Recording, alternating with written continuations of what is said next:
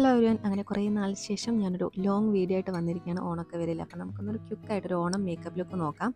ഞാൻ യൂസ് ചെയ്യുന്ന മിക്ക പ്രൊഡക്ട്സും ഫേസസ് കാനഡയുടെ ആണ്. അപ്പോൾ ഇതിപ്പോൾ ട്രെൻഡിങ്ങിൽ കിടക്കുന്ന ഒരു പ്രൊഡക്റ്റും കൂടിയാണല്ലോ.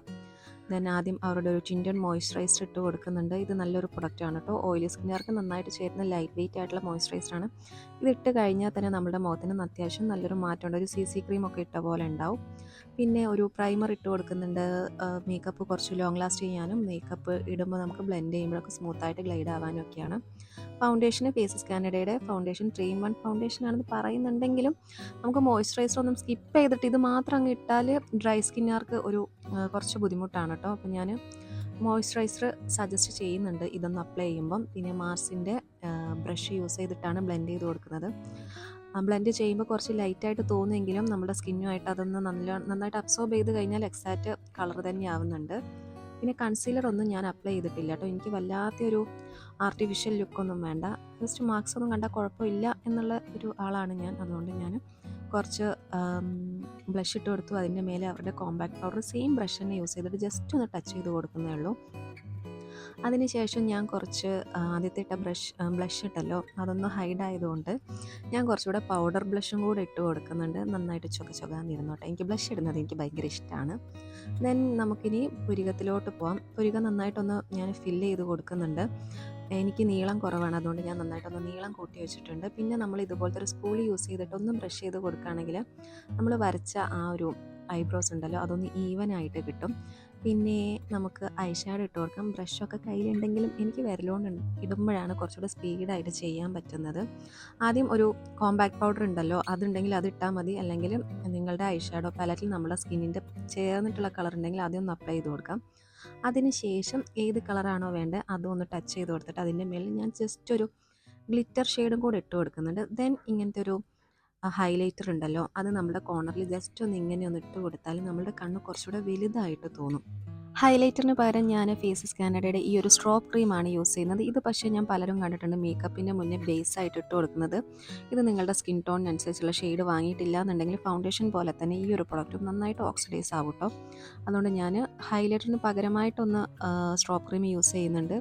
ഹൈലൈറ്ററിൻ്റെ അത്ര ഒരു എഫക്റ്റ് ഒന്നും തരുന്നില്ല, എന്നാലും ചെറിയൊരു ഗ്ലോ തരുന്ന ഒരു പ്രൊഡക്റ്റാണ്. പിന്നെ ഞാൻ ചെറുതായിട്ടൊന്ന് ഐലൈനർ എഴുതി കൊടുത്തിട്ടുണ്ട്, ചെറിയൊരു വിങ്സ് ഇട്ട് കൊടുക്കുന്നുണ്ട്. പിന്നെ ഞാൻ കാജലിന് യൂസ് ചെയ്യുന്നത് ഫേസസ് കാനഡയുടെ ഈ ഒരു കാജലാണ്. ഇത് എനിക്ക് തോന്നുന്നൊരു 300 സംതിങ് റേഞ്ചിൽ വരുന്ന പ്രൊഡക്റ്റാണ്. പക്ഷേ അത്രയായിട്ട് വെറുത്തായിട്ടുള്ള പ്രൊഡക്റ്റായിട്ട് തോന്നില്ല. നല്ല ജെറ്റ് ബ്ലാക്ക് ആണ്, പക്ഷേ ലോങ് ലാസ്റ്റിംഗ് അല്ല, നന്നായിട്ട് സ്മഡ്ജും ആവുന്നുണ്ട്. കളറ് നല്ല കളറാണ് കേട്ടോ, എനിക്കത് മാത്രം ഇഷ്ടപ്പെട്ടു. പിന്നെ എനിക്ക് എന്തിട്ടാലും ഇങ്ങനെ കണ്ണിന് അലർജി വരും, കണ്ണിൽ വെള്ളമൊക്കെ ഇങ്ങനെ നിറയും. അതുകൊണ്ട് ഞാൻ വല്ലാതെ കണ്ണിൽ കളിക്കുന്നില്ല. ഇത് ഞാനൊന്ന് ജസ്റ്റ് ഒന്ന് എഴുതി കൊടുക്കുന്നേ ഉള്ളൂ. പിന്നെ ഈ പെൻസിലിൽ തന്നെ ഒരു സൈഡിൽ സ്മഡ്ജ് ചെയ്യാനുള്ള സാധനം കൂടി ഉണ്ട് കേട്ടോ, അത് വെച്ചൊന്ന് സ്മഡ്ജിങ് കൂടെ ചെയ്ത് കൊടുക്കുന്നുണ്ട്. മസ്കാരയ്ക്ക് ഫേസ് കാനഡയുടെ തന്നെ മസ്കാരയാണ്. ഇത് എനിക്ക് തോന്നും ഇതും അവരുടെ ഒരു കാജലും ഒരു ഐലൈനറും 3-in-1 പാക്കിൽ ഞാൻ മേടിച്ചതാണ്. ഓക്കെ ആയിട്ടുള്ള ഒരു പ്രൊഡക്റ്റാണ് കേട്ടോ.